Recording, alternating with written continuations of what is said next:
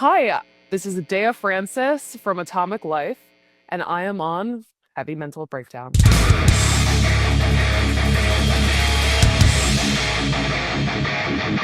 I love your shirt. If you find me relatable, seek help. I love it. It's the perfect thing to wear for the podcast and a great opening to our conversation. I came prepared. You came prepared. Why do you feel if somebody is relatable to you that they need help? Why do you feel? I got shit going on, man. I'll tell you. Yeah, I think we all do, and we're gonna break it down tonight. That is why we're here, to break down you and your track.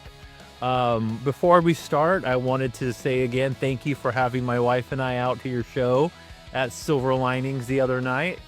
It was so awesome that you guys came through. That was really fun. Yeah, it was a lot of fun. It was a place I had never been before, so it was cool seeing a new spot.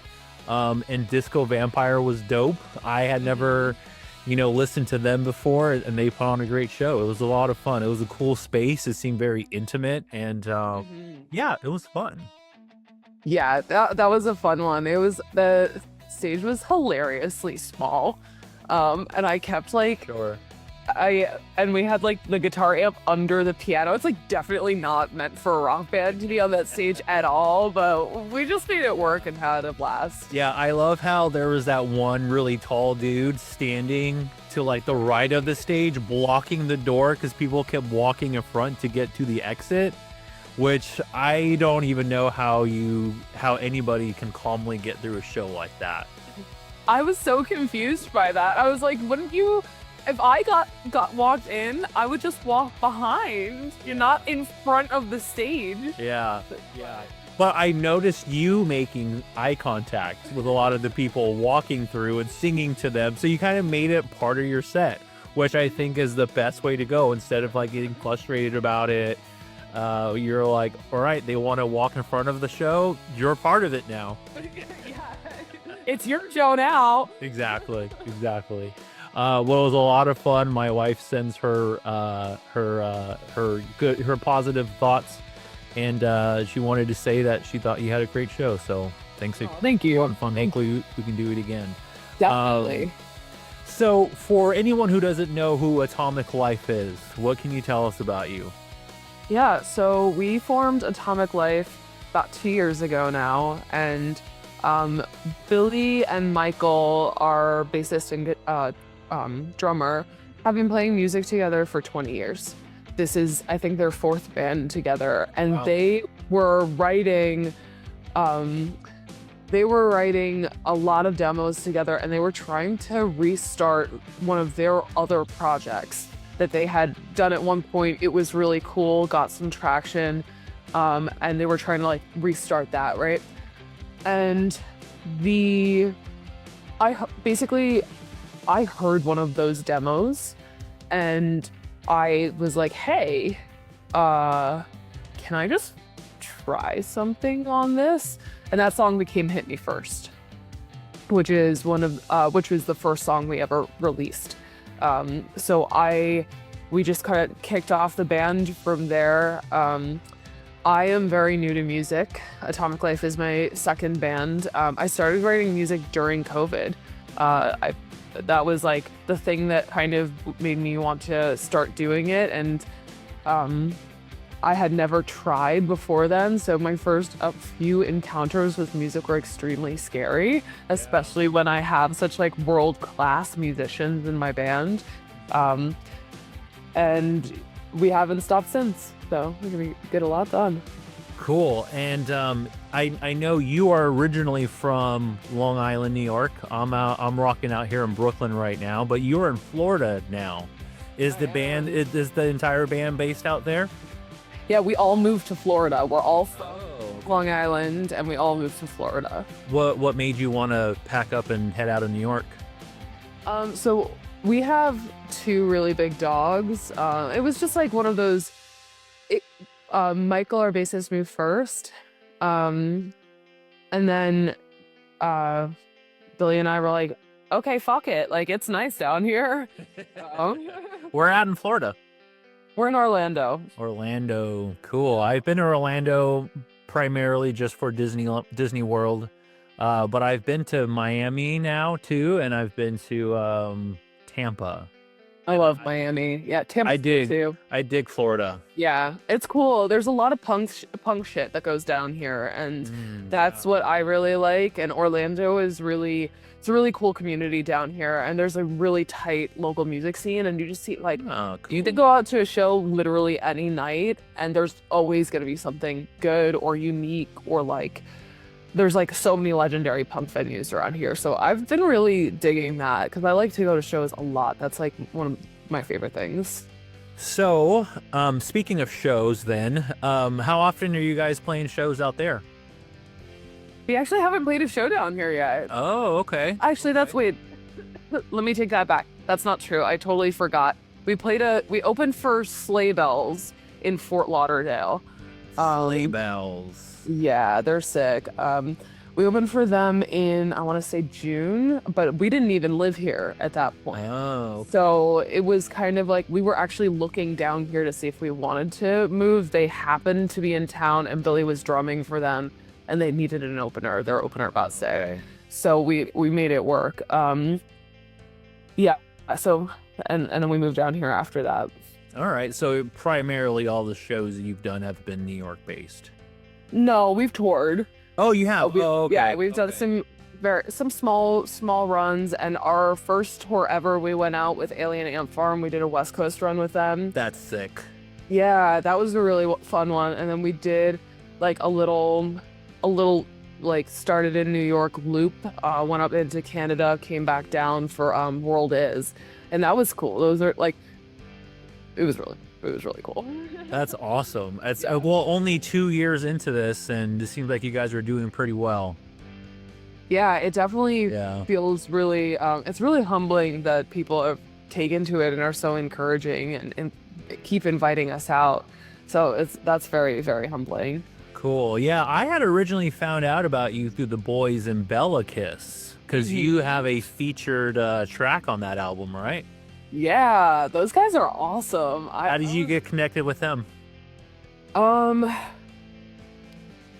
think it was like just a friend of a friend situation that was like, oh, you should ask Adea to do it. And then I was like, yeah, hell yeah, of course I'll be on those. Cool.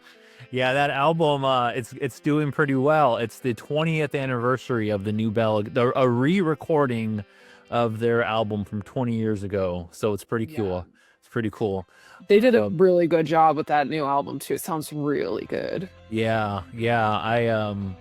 Heavy Mental Breakdown is actually a sponsor of their upcoming show at Amityville Music Hall on February 6th. So grab your tickets now. Heavy Mental will be there with the boys in Across 5 Aprils. I am so stoked for that show. I'm very stoked for that show. I think God's Eyes is playing that show too. I love those guys too. Dr. Acula, God's Eyes, and I believe that there is at least one more. Yeah, it's gonna be a fun night out in Amityville. Yeah. I'm not too far from the Amityville Horror House for all you horror fans that should come out and check it out. So we are here today because of a track called Pages that is off a EP that just came out this year called Sea to Drink. Yeah. Tell us about Pages and why this track is important to you, especially since you ended the EP with it. Yeah, so this track in specific, I mean, this EP it's a really special piece of work for me. There's a lot of emotional vulnerability throughout it. I mean, the opening line of the EP is, I find I'm standing at a precipice. No divine thing can strangle this out of my bloodline. Blood loss is fine. And then I end it with this song, Pages. And Pages is kind of like a few stories and moments of my life that I've kind of crumpled up into one song. And I wrote the lyrics for it at this place I was bartending. And I had my little pad, and I was just like, I had gotten into a really nasty interaction with a customer, and she was like screaming at me. She's like, "You don't know who I am." And I remember just thinking like I have my own life outside of like this, you know? And that's one of the lyrics. And I wrote the lyrics of pages kind of all at once. But when I was a little kid, or not a little kid, when I was a teenager, my first teenage boyfriend, and I got into like a really bad fight, and he tore up one of my diaries and he threw it everywhere. It was like a really, really intense and like terrifying interaction. And he was like screaming at me. And it was like such a vivid moment. And I remember like literally physically picking up the pieces of this diary that was so important to me. I had really, really put a lot of effort into it for years. I had the same one. I was writing poetry every day. So, the song is, so those are like the two moments. But when I finished graduate school, I went to graduate school for fine arts. And when I finished graduate school, I stopped all of my visual art practices, which is up until that point, really what I thought I wanted to do with my life. And I remember having so much loss around like not being called to paint anymore, and how bizarre and lonely and empty I felt around that kind of artistic dryness. And that was and then the pandemic hit, and I just I had this old guitar in my house and I started writing. So it's kind of like those three things packaged into one. Is this last song is, yeah, and it's about the giving up and the things that come along with giving up, and the importance of not giving up, and not only artistically but truly in life. I mean, this song is also a little bit about just my own struggles with mental health, and the desire to not be in my own life, not be in my own body anymore, and either through escapism or suicidal ideation, and that longing to like kind of have something be so drastically different, but reminding yourself that there is something on the other side and that you can get through it. So that's really the core of this song. It's very hard to acknowledge that you're even there when you're in it, because everything is just so dark and confusing. Absolutely. And it takes a very strong person to recognize, hey, this is what I'm in, but I know that there's a way out, but I got to figure it out. And it sounds like your way out of it was music. And it constantly is. And, you know, mental health isn't a straight line from point A to point B. Yeah. And it's interesting, I haven't had an opportunity to really talk about my own mental health struggles like this around music. And I'm excited to be here today because whenever I hear artists or people that I admire open up about their own struggles with mental health, those moments have saved my life. And I'm not exaggerating. It's been very pivotal to me to have somebody be like, "Oh, we're not alone. Yeah, I'm right here with you." Yeah. I was diagnosed with bipolar disorder. Oh, me too. Type 1 or type 2? 2 actually. Same. Yeah. What's up? Yeah. We're on the. I won't put this in the interview, but I'm on that Lamotrin Lamictal Life. Okay. Is that what you're on? Dogging it. Nope. Oh, you're raw dogging it. Yup. It got too crazy for me. It's brutal. It's a brutal disease. Especially with my marriage. It started to affect not only me. So I realized that I needed to kind of fix myself. Maybe I will put this in the interview. I don't know. Probably will. I don't know. But I think that medication is extremely important, and that like for me, my choices to not take medication were very supported by a psychiatrist. So I was on Prozac for many years, and then decided I no longer wanted to be on Prozac, and see if I could kind of add other tools to my belt to help as I do go through those extremes, the dark extremes. So I've been able to do that for the past few years, and it's been, sometimes it's been very good and sometimes it's been very difficult, but that's why like having such a strong support system, especially around mental illness, is so extremely important. Yeah. So music to you, and your music is way more than just music. This is what saved you. This is what's saving you. This is what gets you through the times. And like you were saying, like when you had a bad experience, the way you took it out was just writing about it. And it's still how I process Yeah. literally everything.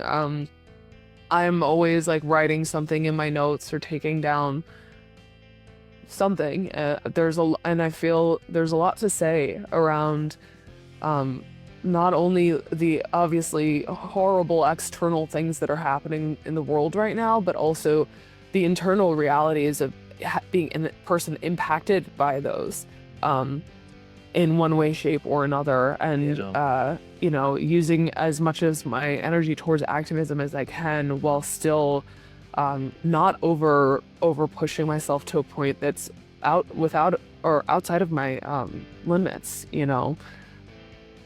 Yeah. It's a difficult place to be, and I am excited to hear Pages. I haven't listened to it yet. I recommend doing the intro into Pages, if we can do that. The interlude. Yeah. Yeah, definitely. There's this. Yeah, let's do that. Okay. Yeah, I intentionally don't listen to the tracks that the artist tells me they're going to do, because I like doing a live reaction to them.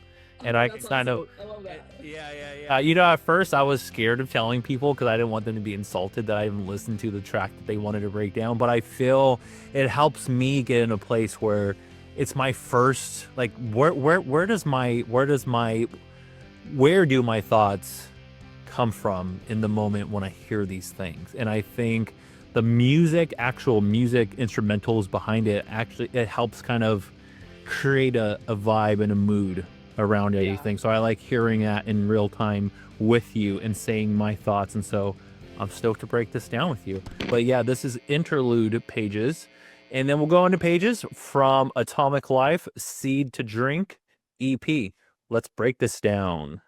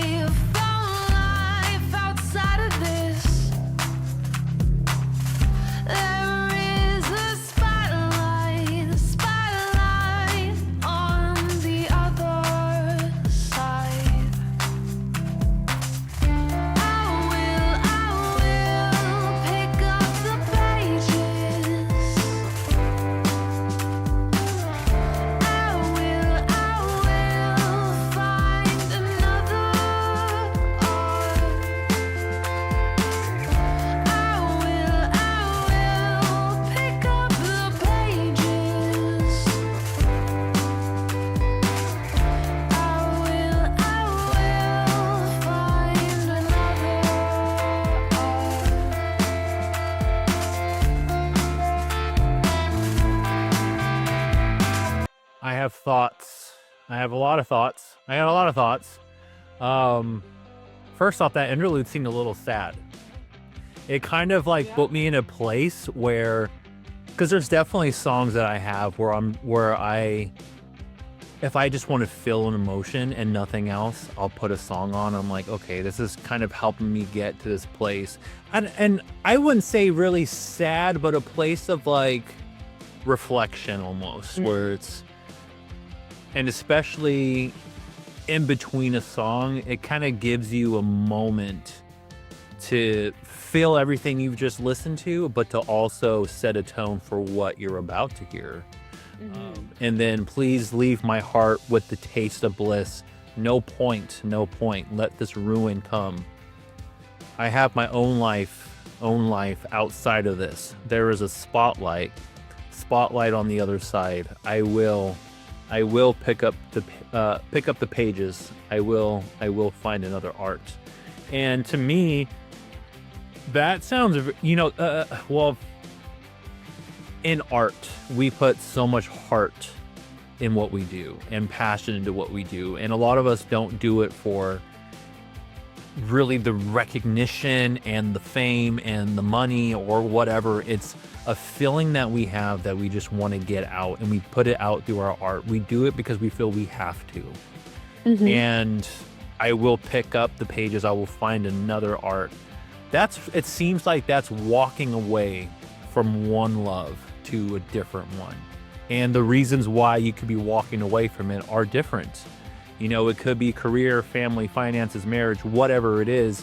I feel the idea of walking away from an art and trying to find another one, it seems like a very emotional process. It's like letting go of something, but also gaining something, but having it still be a part of you and who you are. I have my own life outside of this. And I love that you brought up your experience at your job, because for artists, I feel like if we have a normal per se job, we don't find it fulfilling a lot of times. And we're like, I'll do this until this takes off, or I'll do this until my art or my music is what I want to do full time. So it's, we're here in this moment at this job, at this career, but this isn't our end goal. This isn't what we want. I have this whole life and all these dreams and passions outside of this. But then you say, I will find another art. And so it sounds like an emotional journey that somebody's having with career or just their emotions and the idea of creating art. Break down to me what this means to you, all this means to you here. Yeah. So it's definitely a song about loss in a lot of ways, but it's also about the loss of, we were talking about this briefly, the loss of reality, being able to check back into reality when you're so dark that there's nothing left.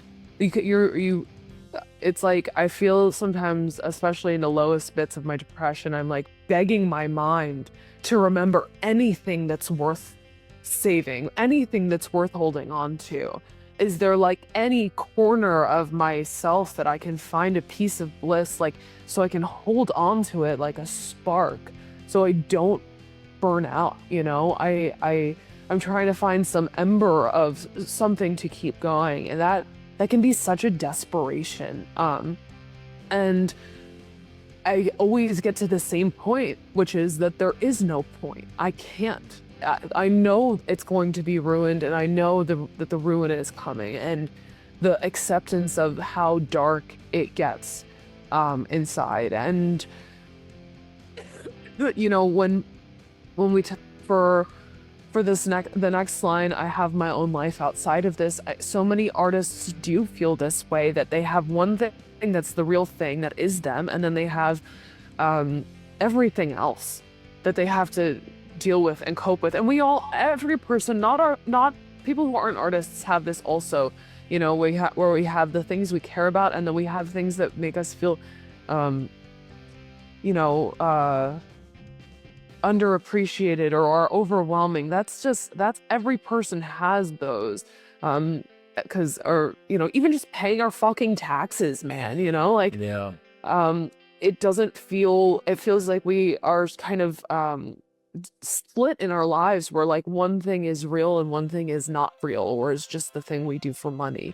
The word spotlight is in there, and it means two things. It does mean both literally a spotlight on stage. I'm thinking of myself as finding music. When I did find music, it took a while to get there, and it was such an important thing. And I think that it's there's the spotlight of that, and then there's like all the metaphors about the end of your life and what it looks like when you die and the light at the end of the tunnel. So this song is about both of those things, and it's about knowing that there's an exit and being drawn to it, and the horror of that as well. And then we go on to say, I will pick up the pages, I will find another art, I will be able to persevere through this too, because we've seen it before. Or if you haven't seen it before, you can see it now and see other people who have gotten to the other side of it. I think the heaviest line that we went over here was, let this ruin come. And I'm going to talk briefly on my experience, and if you want to talk about yours, you are 100% more than welcome to, but I don't want to force it or anything. But I talk about my bipolar on the podcast, but when it comes, I've never interviewed somebody else who has told me that they have that. And so let this ruin come. For me, being bipolar and having the extreme mood swings that I do, it's hard to enjoy the good times when you know that there is this wiring in your brain that's off, and it causes ruins to come, whether you like it or not. And it's out of your control. It's literally something that is out of your control, these mood swings. And it's deep depression, it's deep anger, it's impulsiveness, being in the moment and feeling like this is what you're in and this is what it is. Because when I'm in it, the depressive place after the manic episodes, I sink. I just sink. But I know there's light out of it, because there always is. Having that spotlight on the other side, like I know hopefully sooner than later it'll come when I can just be like, oh, okay, I'm past that. I'm in a decently mentally stable spot now. But I always know that at some point it's going to come again. And it's it's realizing that's what you're in and being able to manage it. So let this ruin come is very heavy for me. I talk about having bipolar disorder as like literally being haunted. I am haunted because even if I'm having an awesome day, there's some tiny part that's in the back that's just like a little shadow that's always with me and can just come back at any moment. And it's like sometimes I'm like, I am in the experience of it, and when I'm not, I'm very aware of where it is. And the anxiety of that, of feeling it come on too, and knowing that can't control it. It's not, you can medicate it, you can do a lot to support yourself, but it is an incurable thing. So I really relate to that. It's brutal, man. It's really brutal. And it's really cool that we get to talk about this too, because I don't meet too many people with bipolar disorder, especially bipolar type 2. So it's nice to be able to chat with you, and I feel like you really understand this song too. And the substance of this whole EP is really centered around my experience with bipolar disorder and the desire to like literally throw myself off a cliff because of it, I mean, look at the album artwork. Like, that's so crazy. When I saw that, I thought it was a bird. It's cool, right? It's kind of vague. It's a high diver. It's a high diver going into a pool. Oh, okay. I didn't look too much into it, and I see that now. That's heavy. But yeah, no, I get where you're coming from. I understand it. And it's hard. It's really hard.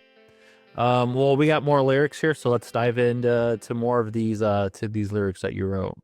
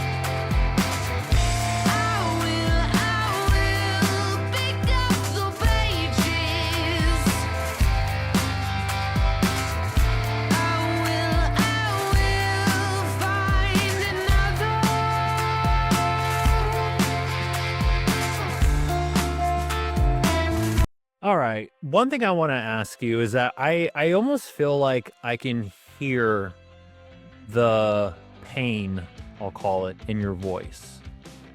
I feel like the way that you um deliver the lines, it's almost in a way where I can feel it. Like even just the way you say on, like it's not, you're not just saying the word on. Like I could just hear it in your delivery of just like every word almost. It just sounds like you're going through it in that moment of actually recording it.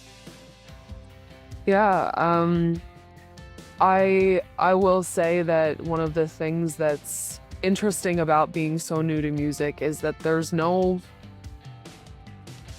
nothing really trained about my voice. So when I'm telling a story, I'm telling it because I have to, because Yeah. it's vital to get it out of my body.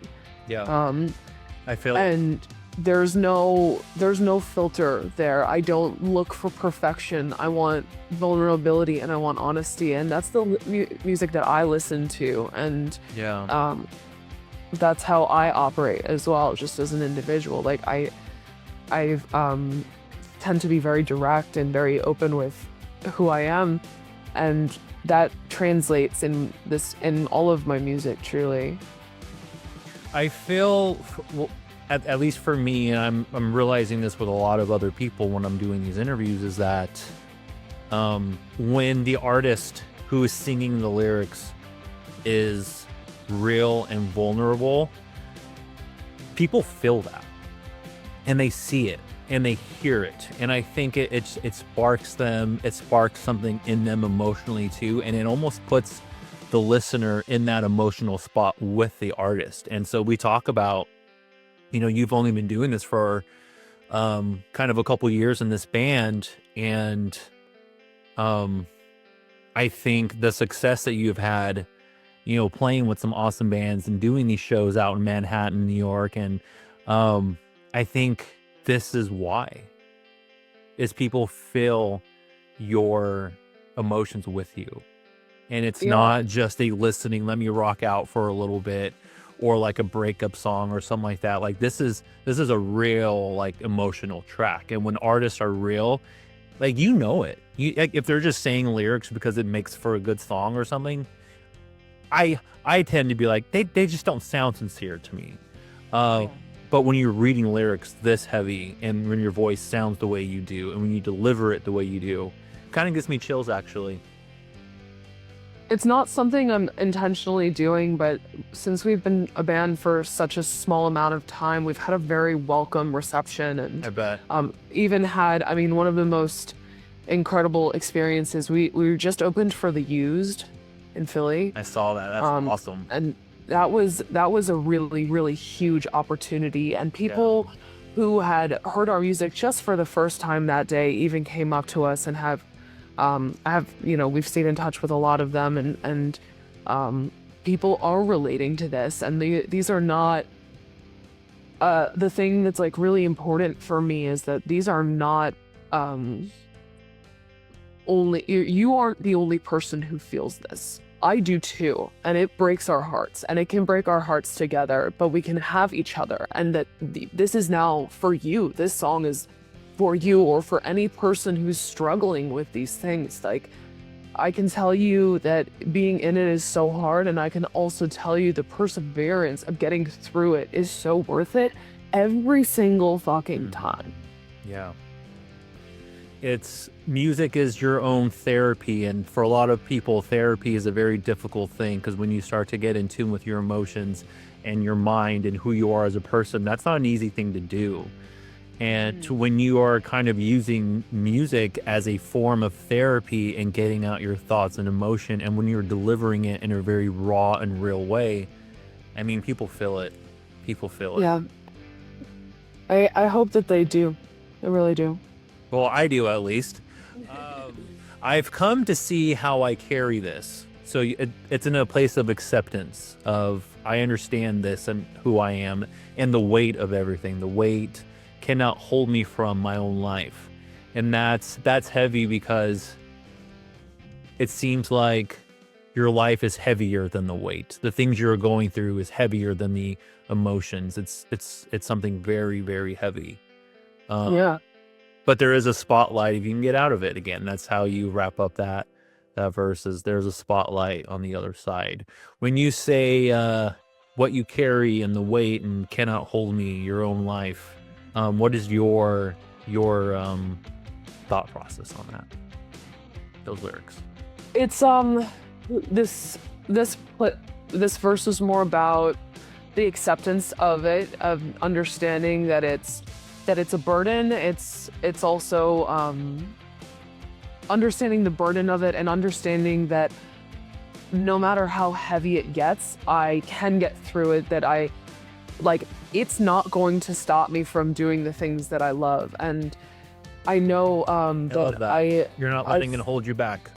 Exactly. And I definitely have struggled with my own insecurity around even doing this, even trying to do this. I'm not a young person. Like I'm trying to, I'm not a teenager starting this. I'm 30. Like it's this to start out something, like this. It's very vulnerable. It's very intense. And, I know that my own insecurities and inhibition, if they had their way, you and I would not be sitting here because the music wouldn't exist. But or this podcast wouldn't exist too. Right? Like, there's a lot of great art that wouldn't be here if we didn't get out of our own ways, And this is my decision, and this band is my decision to, to wrestle those inner demons so actively that I'm able to get out of my own way and I'm able to try and to show up for myself and for the people that I love. One thing I've noticed about this song is that there is a lot of the word I in it. I respect that because it's not coming from a place where you're playing a victim of the world or it's this fault or whenever bad things happen to us or situations happen, we don't really go to ourselves as a primary source. A lot of times it's this person wronged me or I was treated unfairly or whatever it is. But I feel like in music, this deep and vulnerable, where you saying I, it shows that it's important to take accountability for your own actions and your own feeling and realizing that a lot of this pain that we go through, it's we're doing it to ourselves. And we kind of got ourselves into it. And with your lyrics, I got myself into this, but I can also get myself out of this. And it's, I think that it's also important to understand that there's no fault. Like, even though this is my brain chemistry and I'm the person behind the wheel for better and worse cases, that, there's no fault to the fact that this exists as my reality. And it's okay that it's brutal. And it's, and as frustrated as I can get with it, I also find it to be this, this perspective enhancer that allows me access into the stories that I'm telling. And I do that a lot in my writing. I speak very much so from firsthand experience, and I like to tell people that there's no hyperbole in my music. The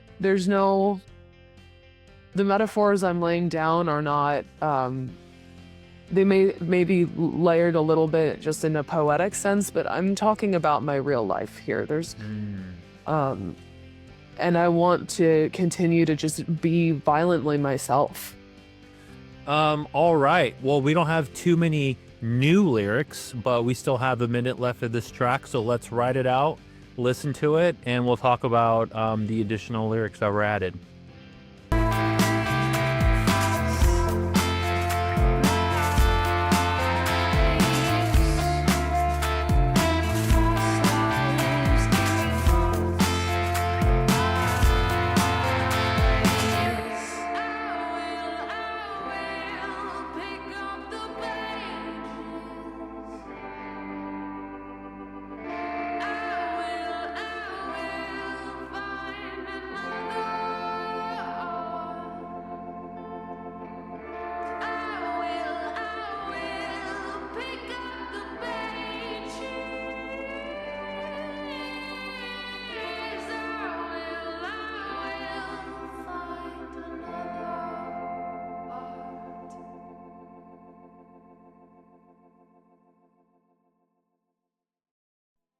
Just even the way that song like rings out, and the emphasis you put on the words there towards the end, and your delivery of them, it feels very raw. Yeah, it is. I actually like the ending of that song, the vocal part that you're hearing. I at Voodoo Studios where we did the EP. Oh, I've heard of them. That's cool. They're cool. They're cool. Yeah. Frank. Frank is the engineer there. That dude's the fucking genius. But I was like, I really want to capture how my vocals sound in your live drum room. And he was like 100% on board with it. So we go into there, and that's where I'm singing. And that's why it has that big echoey lively sound. And it was the middle of the winter when we did this, and there was no heat in the drum room at the time. So there's videos of me doing that last bit, and I'm like in my huge winter jacket with like the fur around my face, just like really feeling it. Yeah.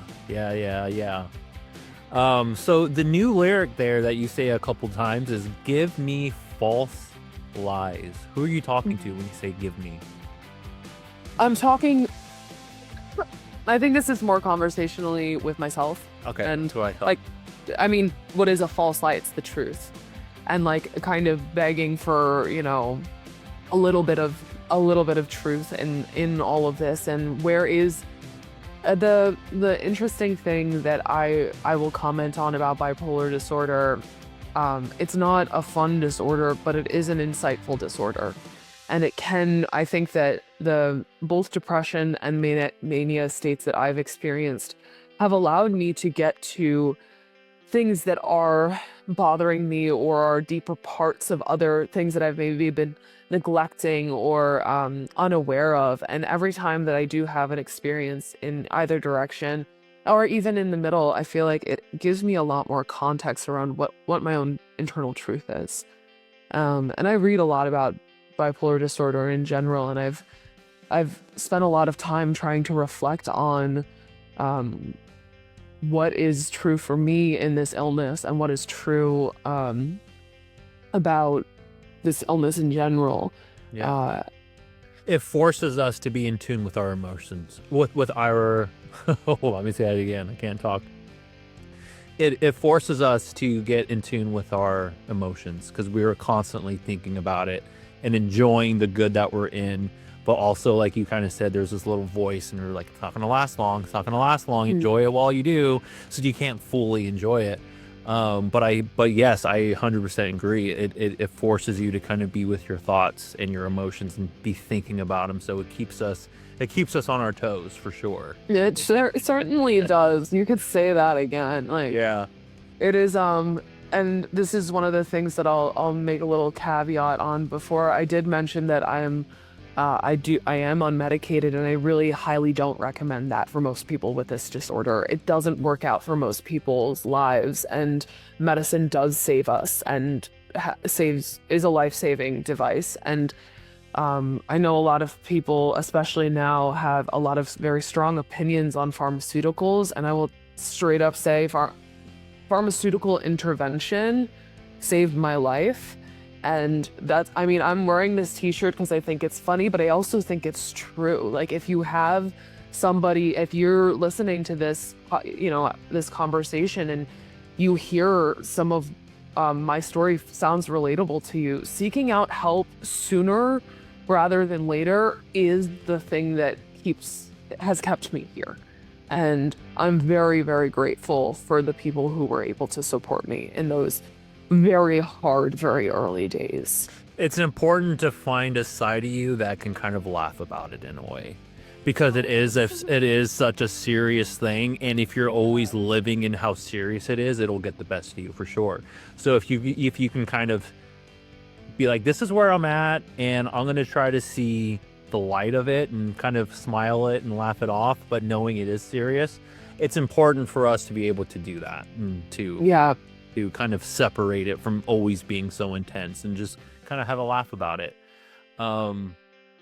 It does make me funnier too. I'll say that. I laugh about my stuff all the time. Yeah. All the time.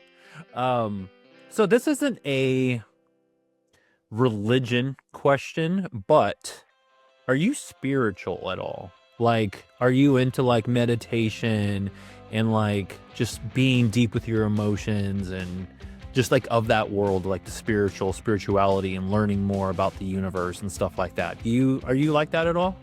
Um, I actually have a question for you first before I answer that. What makes you think that? Is there something that I've said that?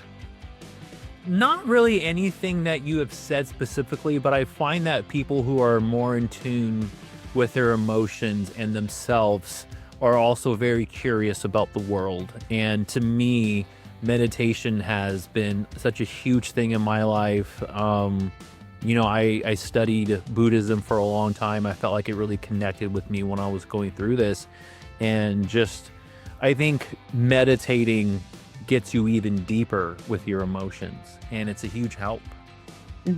Yeah, it certainly can. So, the reason I asked is I actually have a degree in Indo-Tibetan religion and mysticism. I went to a Buddhist university for my undergraduate studies called I knew you were like this. I could just by the way you were just talking, and I'm just like, oh man, she has this mind that I feel like I relate to, and I'm like, I wonder if she's spiritual. And I would say I wouldn't really consider myself a spiritual person. Sure. Sure. I definitely was more at one point, and I think the brutality of how bipolar has affected my life has kind of strangled that out of me, and I have a lot less optimism towards my spiritual outlook, but I do have a much stronger outlook on other things that I do think are very helpful, like mindfulness-based stress reduction. I was a very, very strict, devout Buddhist for many, many years, and spent many years meditating and going to retreats. And I've never done a retreat, but I would love to do that one day. I would say be careful with them. They can actually exacerbate certain psychosis symptoms for a lot of people. Especially a lot of retreats will tell you you can't take medication when you're on a retreat. I highly recommend staying away from those kinds of things because it can be extremely intense, especially for just speaking from my own experience. It's definitely increased moments in my disorder that have gotten me into scary territory. But I do think mindfulness and meditation is great. And look, like I think that tarot cards, astrology, seeking out a psychic, no matter how real or not real any of these things are, if you can use something as a vehicle to improve and reflect upon yourself, you should, especially if you like it or you're interested in it.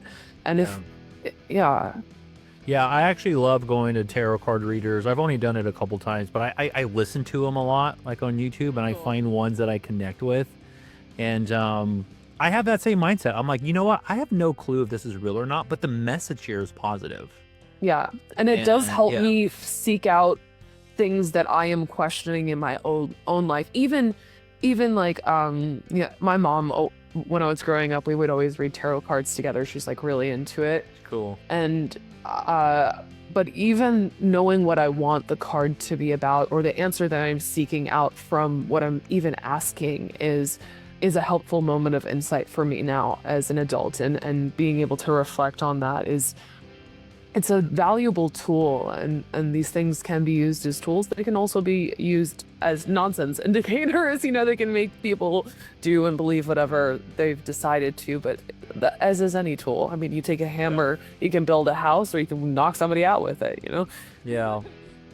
See, Adea, I feel like I understand you a lot better now, and I feel like I connect with you, which makes me more excited to listen to your music, which is the whole point of this all. Like, I really know your fans and your followers, and my followers are, check this out and listen to it, and, can understand you and your music a little bit better. So I've got a couple of questions for you. How has performing helped you through your mental health struggles? Not the writing and recording process, but being on a stage and delivering your messages with how much depth there is behind it. And like you said, letting go of it, and it's no longer yours. It's the audience, it's the listeners to be able to interpret it how they feel fit will work for them better when they're listening to it. When you're live and the band's behind you, you're out there on the mic with a literal spotlight on you. How does performing affect your mental health? It's very intense. I'm going to give a shout out to my vocal coach and very close personal friend, Kate Steinberg. She just released some meditations that are specifically for performers, and their meditations around like preparing to get on stage, getting off of stage, transition times, post-tour, pre-tour. And it's not super openly discussed in the music world how intensely brutal that world is on its own. And because I'll tell you this, like you know Mania, you know the darkness. You get on stage in front of thousands of people, and then you come home to an empty house and you're like, oh shit.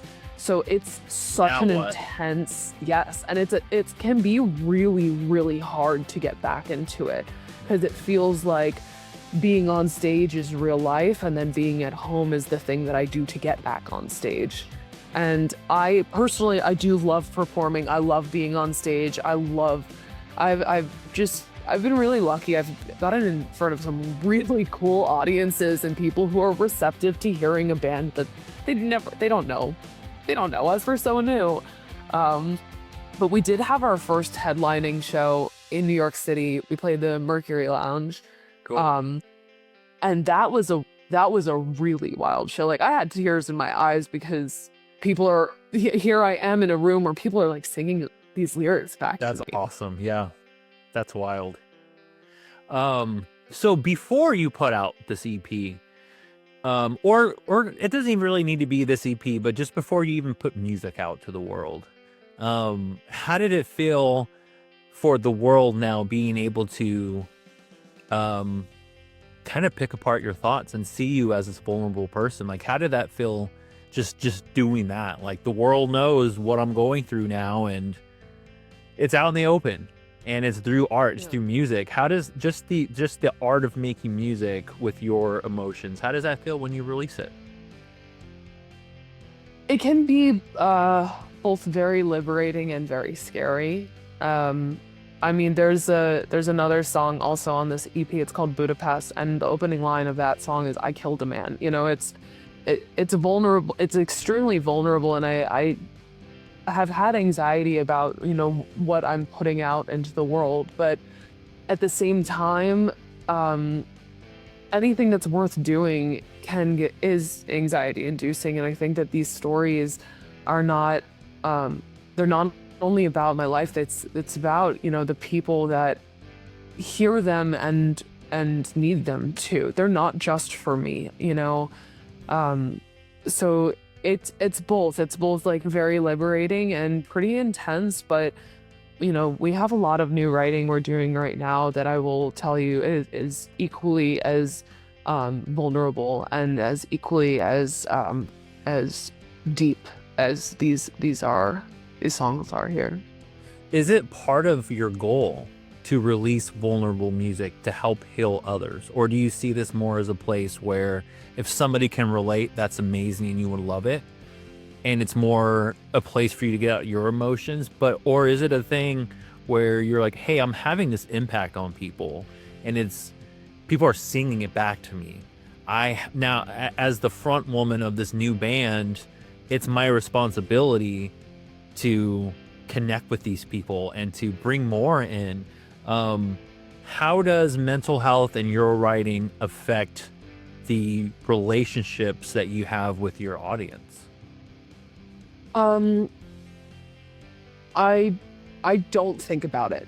You don't? Okay. I really don't. I don't consider that, because the end goal of the song isn't to make something. When I'm writing, usually I get inspired to write from intensity or from darkness, and when I'm in those moments, I'm not thinking about being on stage and playing the song. I just know that I have something I have to say, and I have to say it right now. And I wrote a song this morning that's very like in that same way, and it's like it's like a need to eat. Like it feels so intense and so true to what I need that it feels almost like a biological need to like write, to get something out. And I think that it is actually a biological need, that humans are creative and that we should be doing art and spending our time working and trying for art in when we can, in whatever capacity that looks like for the individual. One thing I like about your story is that there wasn't really anything that held you back from doing this. You know, I know that you say that, you know, you're not young anymore or too young. You started off as a teenager. You're doing this now and you're 30, and you know there was nothing that held you back from getting this out. It wasn't, oh, I think I've missed my time in music. Oh, I have this, you know, I have this mental health problem that could affect my music or my art or my touring or, you know, just any aspect of it. But you didn't let any of that push you back.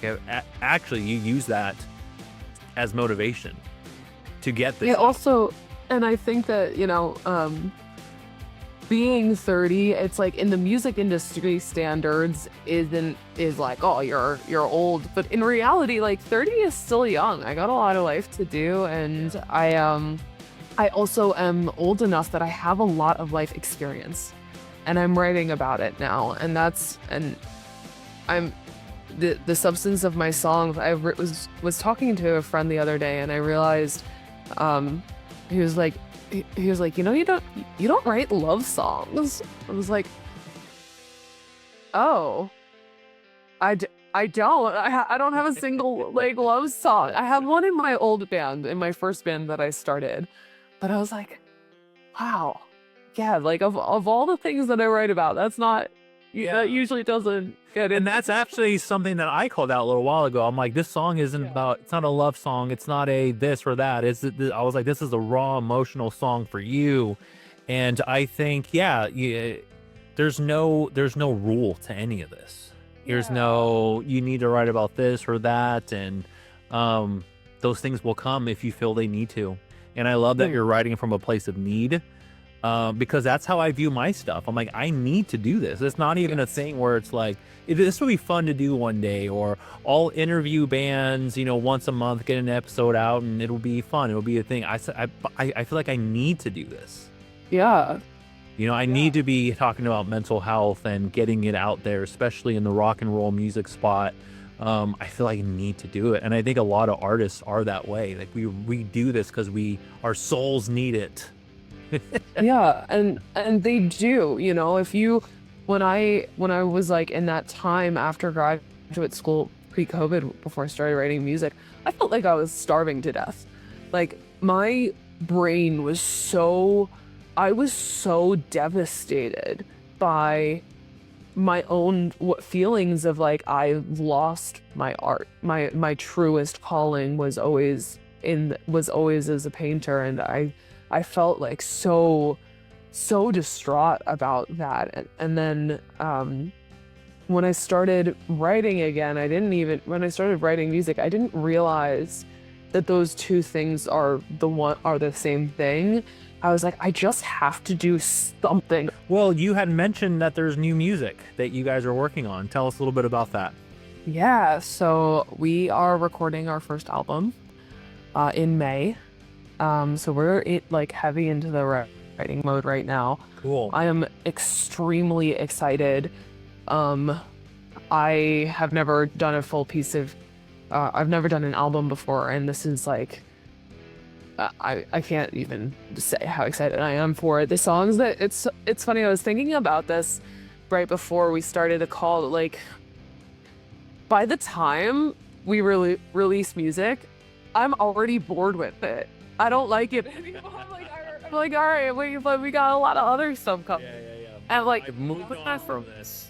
I was like, oh, I wish I could send you this other song that we wrote like a couple months ago. That would be, but then when I do listen to these songs, and when I have take the time to listen to them, I do really love them. I do love what we were able to do with the EP, and have it be kind of its own very dramatically drastic piece of ranges in there. There's a few different textures. If you give it a full start to finish listen, you'll see.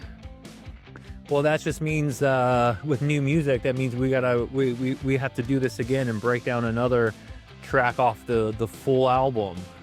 And hopefully there's more New York shows coming up. There is, yes. So I am playing the Sultan Room on February 20th with Added Color. Added Color is really cool. They're a really, really good group of guys. And then after that, we have a few things coming up in the summer, just, getting our feet in the door for next year, but we'll hopefully have that album out sometime next year. Maybe even in the summer, but we'll see what happens. That's always the hardest part to decide, because there's just a lot of conflating factors around people's touring schedules, etc. Yeah. Well, where can everybody go and check out more of the Atomic Life and learn more about you guys and hear more of your music? Where's the best place to see people? I mean, we are on all streaming platforms.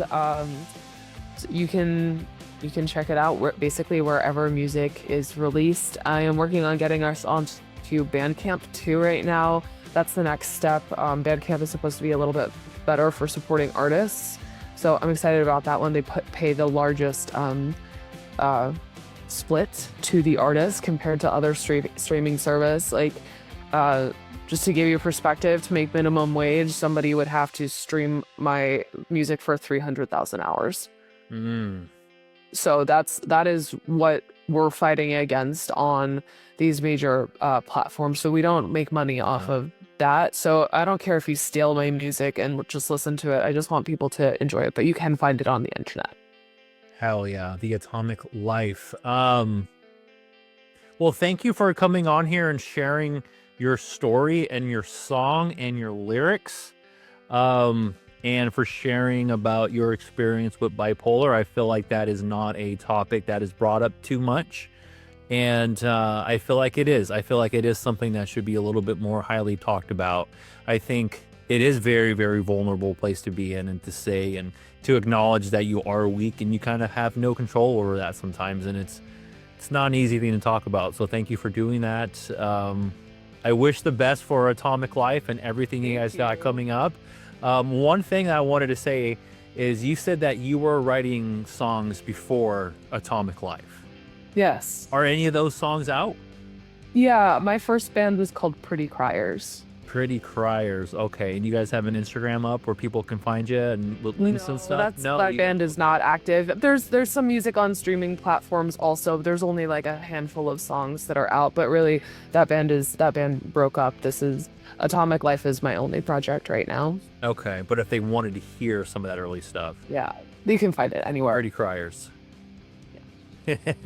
Cool. Well, thank you so much. We're going to do this again, and I want to say that I will see you on the 20th at the Sultan Room. You will. Everybody go to the Sultan Room on February 20th.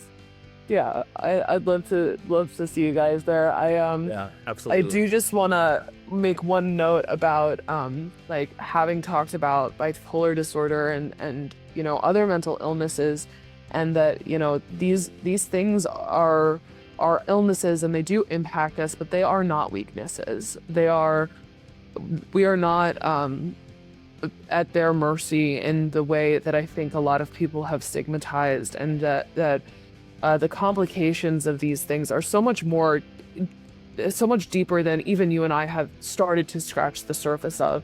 And if you're somebody who is finding yourself struggling with your mental health, to reach out to your close people, or to reach out even to me. I respond on Instagram. I'm happy to share resources with people. Notably, the Trevor Project is a huge LGBTQ resource for anyone struggling with mental health. And I'm, you know, I just really want to make sure that if you're listening to this, that that we are, Matt and I know there's lots of people out here who know how intense it is, and that there's always something left to love. Well, I have no better words to follow up on that than go listen to Atomic Life right now, and I agree with everything you just said. Reach out to either one of us. So much, Matt. Thank you so much, Matt. This is awesome. Hell yeah, thank you.